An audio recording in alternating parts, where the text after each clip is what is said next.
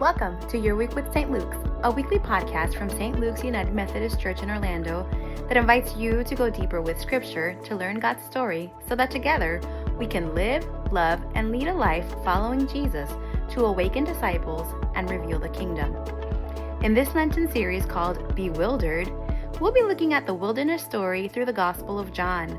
Get ready for some conversations with our St. Luke's pastors as they help guide our hearts to find stability in the midst of bewilderment. You'll find a link to some questions you can use for discussion and personal reflection in the show notes. You can also download a free Lenten devotional to help guide you through the season. And if you're enjoying this series, like and subscribe or consider leaving us a review so that others can find us and grow in their faith. Now, let's hear what the pastors have to share with us this week. Hello, everyone. We are here, all three of your pastors, Jad and Jen and Melissa, and we are finally here.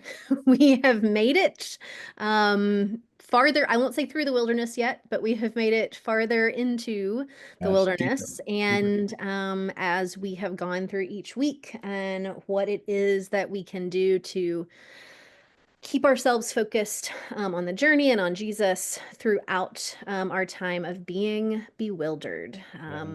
We may not have found answers, but maybe we have found sustenance. Maybe we have found better questions. Maybe we have continued to ask that question of, in the unknown, what is it that we can be sure of? So we have made it to Holy Week, which in the Christian tradition is the end of the Lenten season.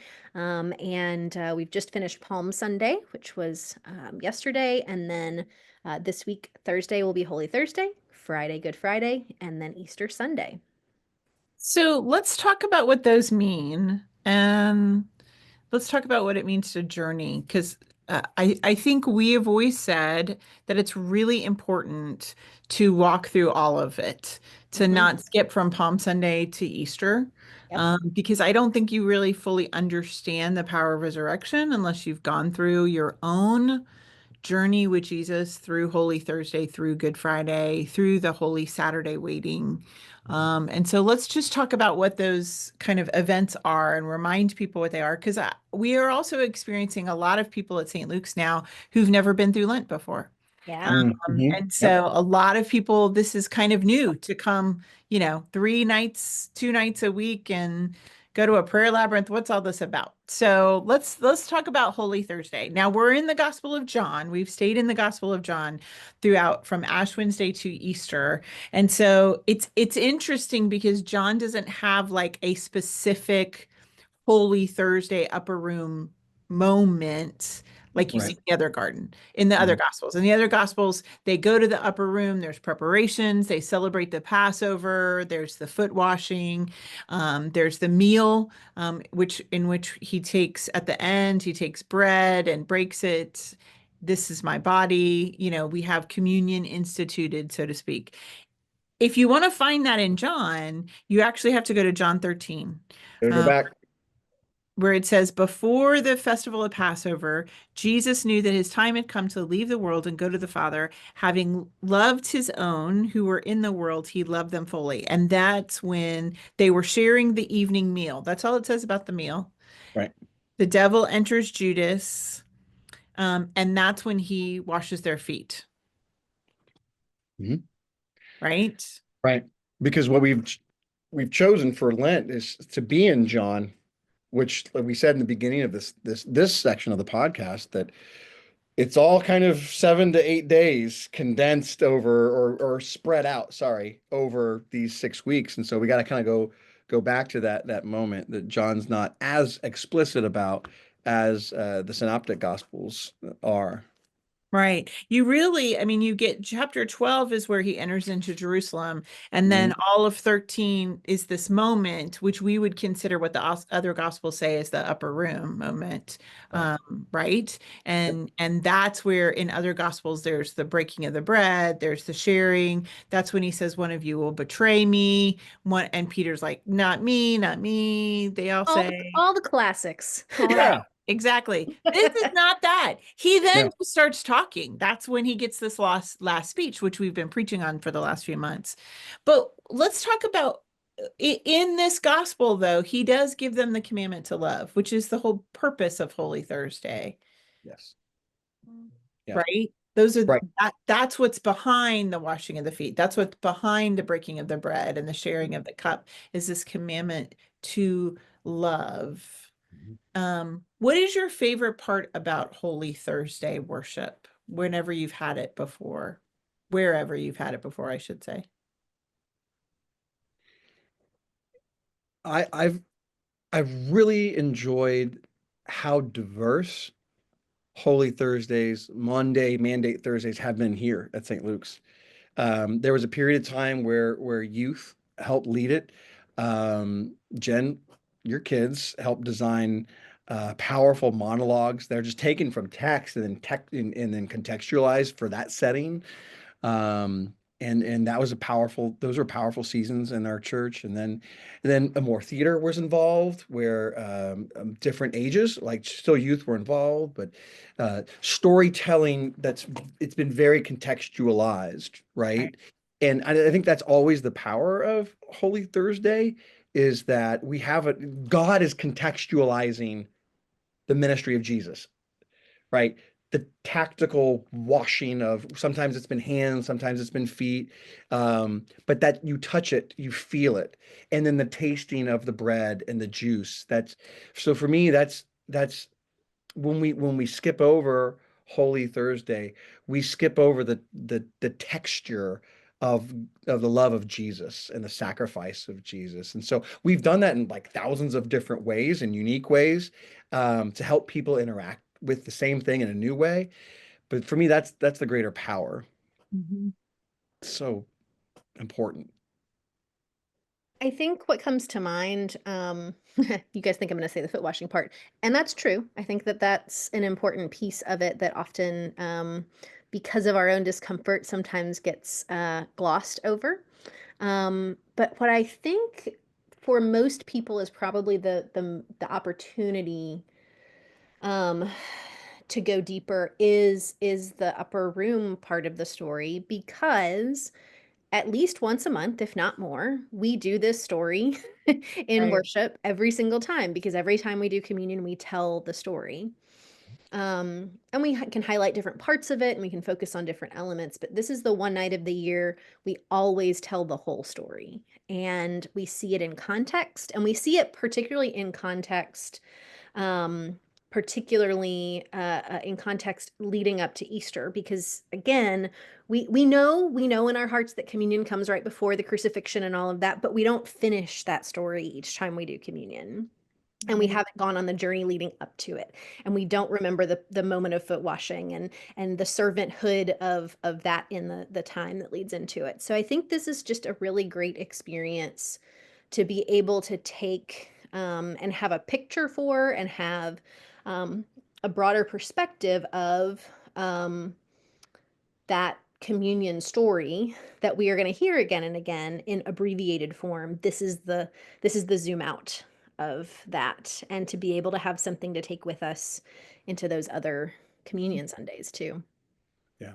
I think too, it's interesting because Holy Thursday, sometimes we stop the worship service sort of when they leave the upper room. But this year we're going to actually go with Jesus and the disciples into the garden, because that's a text we sometimes like, is it Holy Thursday? Is it Good Friday? Well, it's really like all the evening up until midnight, right?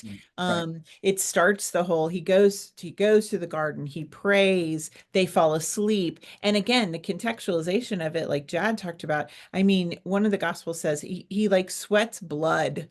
Yeah. He's so in anguish. Take this cup from me, thy will be done. Lord, if I don't have to go through with this. He keeps going back to his disciples, like, how are you sleeping? Why are you sleeping? Pray with me. For the love of God, would you stay awake one more hour? And then you've got the whole Judas coming and betraying him with a kiss. And we're going to talk about it on Good Friday. That John, Peter being so angry that, we think it's Peter, one of them, Right. cuts off the soldier's ear, and there's all of this reality. And it's interesting because if you take all those stories together, you do see all the lessons, Mm-hmm. which we're going to show on Holy Thursday, you do see the lessons of what it means to be centered. Is it the Matthew text where he says, I've been longing to eat this meal with you, right? Yeah. The obedience of let's tell the story of liberation again. Let's talk about what that means, that being a servant and washing the feet, the being resilient, Mhm. when he goes and he prays and again and again and again, just he continues even when his disciples let him down. It's being rooted when they come and they try and take him away and they're like, "Are you Jesus of Nazareth?" And he's like, "I am. Like, I know this is coming." Right. So it's interesting because it almost this night encapsulates Jesus living out all the lessons. Right. Mm-hmm. And then Good Friday is all the ways we screwed the lessons up, to be really frank. Yeah. Yeah. So which part of the Holy Thursday story is your most, so you said communion, but what's your most like tangible, goose pimply, I can't believe Jesus would do this kind of thing? Well, I mean, I preached on this a few weeks ago, and we didn't get into the full scandal of it, not even the podcast, a little bit in the podcast, the scandal of like him undressing, uh, Yeah. the verbs, the going at the place of height, going to a place of lowness, um, is is really unheard of, even for a traveling rabbi in the first century. Like they've worked so hard to be respected and have some sort of gathering of people who will hear what they're trying to proclaim. So that juxtaposition gets lost in modern times. Um, that we get to live out and see presented in Holy Thursday. So that's a powerful moment. I think for me, it's when he's wrestling and you see the humanity and the divinity, and it's Mm, really it's really the discipleship of Jesus Yeah. praying in the garden and just like, if there is another way we can do this. Yeah. um Yeah. and that the humility and vulnerability it took for Jesus to say to God, If this cup I'll do just it. But uh, yeah, if you would take this. which is such a you get all of Jesus, you get all of the humanity and all the divinity, and right. the earliest church had a really hard time with that. Uh, Right, and Jen, like you were saying earlier, this is this moment after the upper room is a lot of the inspiration for our Lenten sermon series because they leave Jerusalem, they go down into the Kidron Valley where the right. garden is, and that's this steep space on the eastern side of the Temple Mount, and on the west, to the right to them is Mount Olive, and so it's a tight space where there's lots of growth and lots of rocks, and they're in that place. And what do we find in that place? What you're saying, we find all of Jesus' humanity and all of Jesus' divinity. Um, Yeah, that's it's definitely the wilderness space. Even when it talks about, gosh, which one is it where he's praying and it talks about being tempted again. It's like the second temptation of the desert, right? Oh, is that Mark? Keep talking, y'all. I'm looking it up. Well, as you're looking it up, I always think about we call the Lord that the prayer that Jesus taught us to pray as the Lord's Prayer. But I think of like the prayer he prays that we were talking about just a minute ago. That's one of the most powerful prayers of my Lord and Savior Jesus Christ. The honesty of, hey, I'd prefer not to do this, but gosh, if this is your will, I will step into your will. And so for me, that's that's not the prayer that Jesus taught us to pray. That's what we call the Lord's Prayer. But the Lord's Prayer, um, that prayer is deeply human. I can relate to. Man, I really would prefer this not happen. But if your will is that I love my neighbor, if your will is that I love my enemy, then okay, not my will, but your will be done. And that's that intersection that you guys talked about last week too, of the paradox of being able to hold the already and the not yet, the that in between space for Jesus. Because I think we don't think about Jesus in the in between space. I think we put Jesus, our brains, I think, put Jesus in the divine category, and the he knows, he understands, he's cool with all of this. Yeah. He's not cool with like I can know what's coming and ultimately know I'm not going to change anything about it, even if I have the choice to. I don't have to like it I or mean, isn't that kind of like the holding paradox we talked about? Yeah, yeah, yeah. um Like I know I got to do this, but I really yeah. want to, and it's okay that I really don't want to. I found it. It's in Luke. And it's when he arrived, he said to them, "Pray that you won't give into temptation." So he knows that they're going to be surrounded by temptation, that they're going to be, run, take your power, all the things that he was tempted with in the wilderness himself, right? When he first went into the wilderness at the beginning of his ministry. And then it goes on and says he withdrew from them about a stone's throw, knelt down and prayed. And he said, "Father, if it's your will, take this cup of suffering from me. However, not my will, but your will be done." Then a heavenly angel appeared to him and strengthened him. He was in anguish and prayed even more earnestly. His sweat became the drops of blood falling on the ground. And when he got up from praying, he went to his disciples and he found them asleep, overcome by grief. But that's that whole, like, just as the angels came when he was in the desert and strengthened him and took care of him, the angels come again. Luke has a lot of angels, by the way. We just studied the book Yeah. of Luke with our disciple class. There's lots of angels, which I kind of love, how often the angels show up, and in Acts too. But this idea that there is this other realm of this is not just a fight, as Paul says in the book of Acts or in Ephesians. This is not a fight between just human beings. This is a fight of principalities, and that's what he's going to. I mean, I, I will say I love the fact that we articulate salvation, right, and atonement theories as not being ransom, and that Mm, Jesus had to die in order for God to love God's people again. I'm yep. just summing up a bunch of atonement theories at once. Hmm. And that love was killed. Jesus was love, and love was killed because that's what humanity often does with love, like for power and might and empire. And in doing so, our sins are forgiven because all the sins. But there is, and I know this is where I don't know if you all agree with me or not, there is evil in the world. Hmm.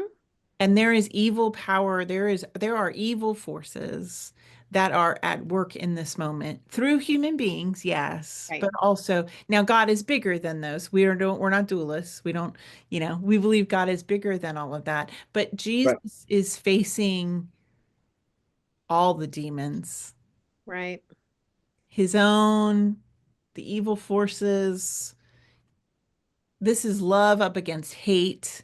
This is vulnerability up against power. And that's the wrestling in the garden of Hmm. that's going on that I see. So I just Well, see it in and a very existential way, I guess. and whether you think of evil as being a cosmic metaphysical concept or the accumulation of centuries and millennia of human free will creating, right, either way, either direction, it's still the same thing that Jesus is holding in that space, if that Yeah. makes sense. Yep. Um, so it doesn't have to necessarily go one way or the other. And I It's think both and. I it's do both believe it's both and. I just right. Yeah. And I think too, the other thing that we see in the midst of this is, like you said, Jen, you keep seeing angels show up, but angels show up when they're asked for, if that makes sense.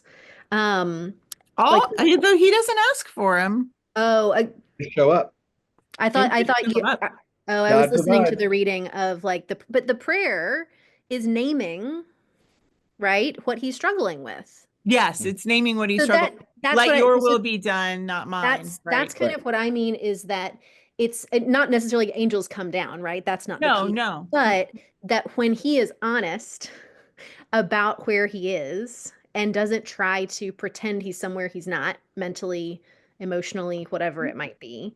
Because I hear so often people say, well, I shouldn't feel that way. I should just be okay with whatever God's will is. I shouldn't have an inner turmoil. I shouldn't.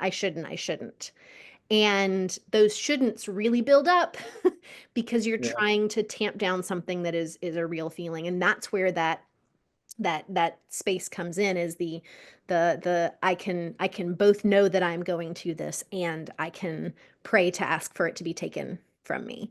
And I think that courage to say things out loud and courage to ask for things. God's not a vending machine. You don't get everything you ask for in that way, but God does want us to articulate because sometimes it's articulating it for ourselves, and sometimes just having said it out loud helps us move forward. So I see a lot of that sort of wrestling between human and divine, and giving us permission that even the divine wrestles. Right. Well, and Yeah. it says, then a heavenly angel appeared to him and strengthened him. And I think in those moments when we're most vulnerable, that is when we talked about this in Disciple.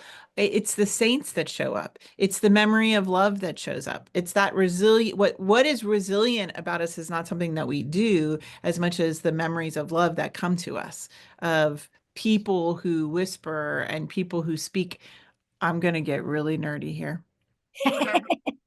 It's it's I'm gonna get really nerdy. And don't anybody like email me.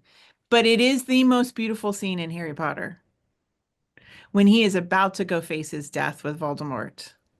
And he is holding the Horcrux. He's holding the or not the Horcrux, when he's holding the stone, the Remembrance Stone, and Sirius and his parents show up in this angelic form, and he's able to say, can I don't think I can do this, and they're like, absolutely you can. This we're going to be with you every step of the way.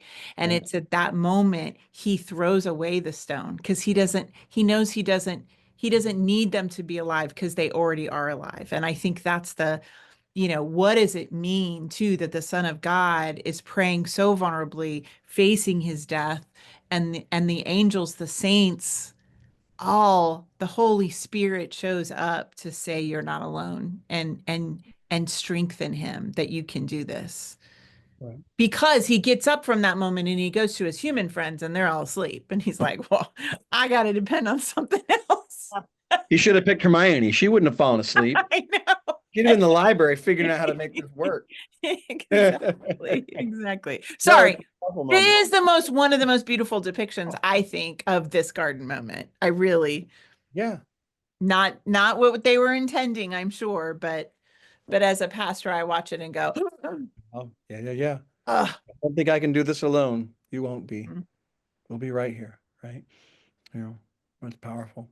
Don't laugh. Don't laugh. So now we get into Good Friday. So what happens on Good Good. Friday? It's all good. It's just so good. Only So- good things. Talks about a paradox, right? Yeah. I mean, basically just read John 18 and 19 and you've got Right. Good Friday. I mean, Yeah. it just goes from his arrest and then this bumping him back and forth between the chief priests and the religious authorities and the Roman authorities, and then back because the Roman authorities are like, why in the world are you bringing us into this? Yeah. Don't be part of this, y'all. You're I don't know who this guy is that you're so afraid of. You take care of it. Yeah. Yep. Right? And John has this just fascinating dialogue between Pilate and Jesus, and then the release of Jesus Barabbas. Yeah, Yeah. this is where you get what is truth. Yeah. Right? Philosophy nerds are like, let's talk. Let's get into this. Exactly. I got to get back to John. Yeah, what is that? I was just writing it down. Yeah, John 18, like you said, is where the arrest happens, right? In the garden, and then all that back and forth. We have, of course, Peter denying Jesus, in that powerful, powerful moment, which again, it's for us to relate to. Like, are we part of this as well? Are we going to be associated with this, with who Jesus is?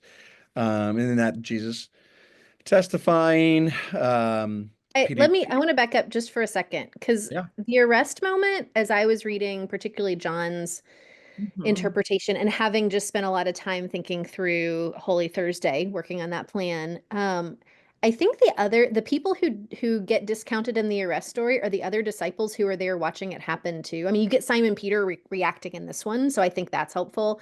But they didn't know Judas was going to betray him. No. And so they're sitting here watching their, leader that they just fell asleep on get betrayed, not by some random person, but by one of them. Yeah. And I just think, I mean, we could go down that road for a long time, but I just think that's a moment to honor on Good Friday is the experience of those who not just thought Jesus was it and then have to watch him be crucified, but have to watch their trusted friend be the one who makes that happen. Well, and he kind of predicts that Judas is going to be up against him. But yeah, they have no idea that it's going to turn him level, over, right? right? They Like, haven't yeah, been tell his listening when he mom, keeps right? saying he's going to die, so they certainly didn't catch that Judas is going to be the guy. So Right. Well, and I do think it's very interesting, if you take Spong and some of the other theologians that have said, well, Judas was a zealot and he was trying to get Jesus to stand up and to take Right. over. I think it's very interesting today to think about Yeah. because we're up against religious nationalism in the world Mhm. and Christian nationalism in the West that believes in a Jesus that takes over power and takes over government. Right. Which is the antithesis of the Holy Week story.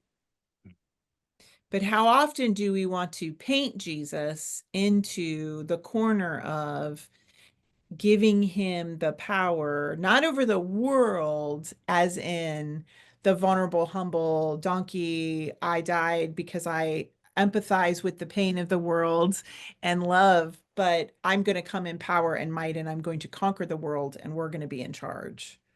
Right. And so even Judas the Zealot, who oftentimes I think in other times in history, I sort of want to like kind of give him a little bit of like, well, he was just trying to push Jesus.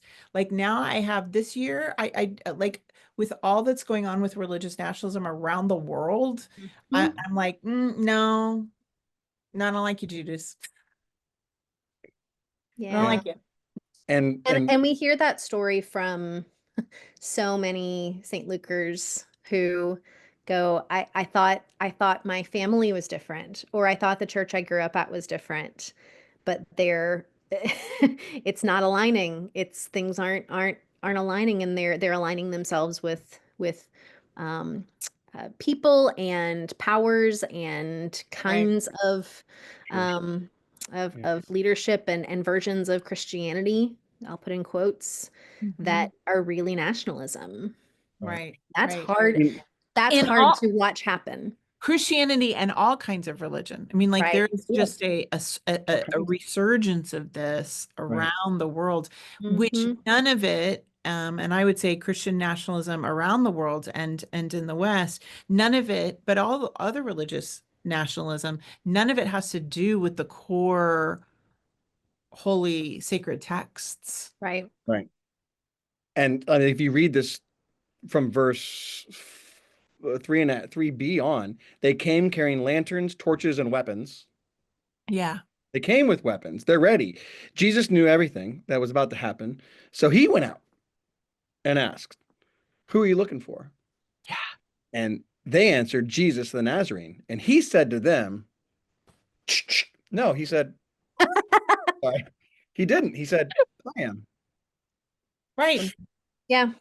I And am. when one of his people tried to match their power with Yep. violence and took out a sword, he was like, "Nope, Yep. we do not play by the rules of this world." Right. Yeah. That's verse 10. Simon Peter, who had a sword, drew it and struck the high priest's servant, cutting his ear off. Mine has parenthetical. The servant's name was Malchus. Mm-hmm. And Jesus said to Peter, "Put your sword away." And it's emphatic there, the Greek is. I am not to drink the cup the Father has given me. Or am I not to drink the cup that the Father has given me? Then the company of soldiers and the commander and the guards and Jewish leaders took him into custody and bound him and led him away. It's And then you read skip the Bible. over. Yeah, if you skip, Just read it. I know, just literally, this is okay. I'm actually okay with that in this one. If you skip over to the end of 18, that's where he has this conversation. Pilate went back to the palace. He summoned Jesus and asked, "Are you the king of the Jews?" And Jesus answered, "Do you say this on your own, or have others spoken to you about me?" Pilate responded, "I'm not a Jew, am I? Your nation and its chief priests handed you over to me. What have you What have you done?" done? Yeah. Jesus replied, "My kingdom doesn't originate from this world. If it did, my guards would fight so that I wouldn't have been arrested by the Jewish leaders. My kingdom isn't from here. If it was, my people would have fought, and they're not going to. And I refuse to let them because they were ready. And by the way, it wasn't just the 12. There were a whole bunch of people that would have risen up. Yep. He was Absolutely. he could have had an army in a split second. Yeah, because he's the one that healed people. He's the one that fed people. He's the one that made room for everybody at the table. If there had been, i- if there needed to be a revolution, Jesus could have done it. And he was like, "Nope, that's not how my people work. That's not how my kingdom works. My kingdom isn't from here." "So you are a king," Pilate said. Jesus answered, "You say that I'm a king." In other words, you can play around with whatever titles of this world you want to use. I Matter. don't really care. Nope. I was born and I came into the world for this reason, to testify to the truth. Whoever accepts the truth listens to my voice. What is truth? Pilate asks. Jesus is like, Pilate, just slimy. Looking his way, you know? I love Pilate though. I'm like, Yeah, Pilate's yeah, like, yeah, "What's yeah. truth?" Like, What I is do not want to play this game. Yeah. And Yep. Jesus tells us what truth is. Truth is love. Love that lays down its life. Yes. Yes. Period. And then the world comes back in, and the people say, "Well, give us the murderer. He's at least going to fight and kill people for us." Right? Yeah, Uh, we don't want this kind of king anyway. right. Yep. And that's where it's interesting because we ask, where were the crowds? I don't think I've ever really articulated this before. Where were the crowds that were there at the triumphal entry that, loved him so? Well, they're standing right there and go, "Well, that's not what we expected from him. We don't want that Right. kind of king anyway. So just get rid of him. He's useless to us. Yeah. Yep. If he's not, He's not going to help us." not going to be strong, Mm-mm. move along. Yeah. No. And then that sets up for then verse 19, which is where Jesus was whipped and mocked and made fun of with that title, king, right? Right. And then Pilate asks, has some time with him again before the crucifixion. So that's an interesting, I don't think that happens in the other gospels, that back and forth. Right. And Pilate then has this conversation with the chief priest. "Do you want me to crucify your king?" Because again, they're just dealing with the world. Right. They're dealing with the world. And of course, they're like, "Well, we have no king except the emperor." Again, he's not going to give us what we want. And so we don't want him to be our leader. We don't we don't Can't be want to have associated any. with him. Mhm. Mhm. But we know if we don't kill him, because remember, back in John 11 and 12, which we talked about, they said it's better. Was it Caiaphas? Yeah. The one who Caiaphas. says better for one man to die for the rest of the nation. So we have got to get rid of this guy because they know he is a threat because he's so popular. Mhm. And that with one word. Yep. Yeah. And then he dies. Bowing his head, he gave up his life. Yeah. And I Yeah. think that's so beautiful too, bowing his head. Like when we bow our heads, it's a full on surrender. It's not Jesus looked up and gave one mighty last gasp and scream of power, just bowing his Right. head in full surrender. He it doesn't even say he breathed his last in this one. He gave up his life. Mhm. Mhm. What a God. And that's why it's called good in the midst of all of it. That's why it's called Good Friday. Right. It's good for humanity. It's We the holy love. paradox of what a true king does, right? What true power looks like. Real leadership. Yeah. And Agape. it gave up his life also is a little bit more of that countercultural. Yep. I'm not going to let you take my life. I'm giving it up. I'm Yeah. gonna get there before you can. I'm gonna quit before you can fire me. Right. It's that holy resistance because it says right there in the next few verses that they had gone to him because usually they wanted to make sure that before Sabbath came that they were dead. And so they broke the knees and they stabbed him, but Jesus was already dead. Yep. He was like, nope, I'm gonna do this, which he had done right at the very beginning when he said, I'm not going into Jerusalem yet. I'm going to go to the wilderness first, right? In chapter 12, after he had with Lazarus, they expect him. He's like, I know it's my time, but I'm going to make this my time. And I'm not gonna give them the satisfaction. Holy resistance, right? That's right. So this is what Holy Thursday and Good Friday is. And then Holy Saturday is supposed to be a day of silence and rest and Sabbath and holy space of waiting, right? Before we get to the Easter, the new Yeah. day. Holy Darkness. Saturday is the wilderness, the ultimate wilderness. Mhm.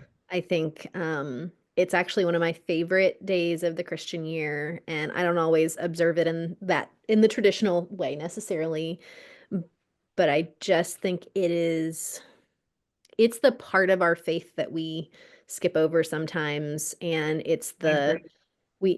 it's I always say, like, if you do faith right, you aren't necessarily going to get all the answers, but you're going to get better questions. um and so Holy Saturday is the day of the year that requires us to set aside the desire for concrete answers to everything, Mhm. and not in the just have faith and don't ask questions way, but in the continuing to wrestle with and ask questions, and um to not just be looking for the depth of faith, not just answers Yeah. to things. And just sit there in the midst of it. I mean, Right. it's why we've kind of resisted scheduling like the big family Easter fun thing on that Saturday. It's the easy one. It's right before Easter, but we've kind of said, not everyone's going to do it, but we don't want to. We want to set a moment where, if you can have some Right. silence, sit with it. It's just, and that's what we will hope. Good Friday, they'll walk out with. Um, Mhm. Sit with that. It is interesting because I find, especially as a pastor, but also as a parent, Saturday gets busy with getting ready for Sunday. But I've tried to find space to make that holy preparations, kind of like the women, prepping to go and prepare Jesus's body after the Sabbath is over. Like there's a ritual that we have where we always do. I like get up early and I work on my sermon when it's still quiet, and we usually have breakfast with the kids, and then we go out to run a few errands, but always come by the church where there are people working to decorate the flower cross, and there's people working to decorate the venues. And then what's so interesting to me about it since I've been here is people are doing it with reverence. It's not like planning for a spring fling or something like that where, you would come and there'd be music on and people are chatting. I've never come and experienced that. I've always come and people are just really reverent. And they're talking, but they're having life conversations. And so I've always found it to be truly a Holy Saturday. And it's been so cool because that's, Steve and Skip are here, Ben and his team are here. There's usually 2 or 3 women that are putting flowers on the cross to go outside. And there's just this sense of we're doing the work in this space of just grace. And it's really, really beautiful. Yeah. That's great. I love that. So, as we prepare for Easter and as we walk through this week, we want you to consider ways for follow the Lenten week. Um, do the practices. We're going to be lighting all the candles with the lessons on Holy Thursday, of each of the lessons we've learned, and then we're going to be extinguishing those candles on Good Friday. But find space in your week, maybe each day, to light the candles again. Find ways in which you can be centered. Find ways where you can be obedient in a different way. Maybe this is a way to sometime during this week serve another person that you don't know.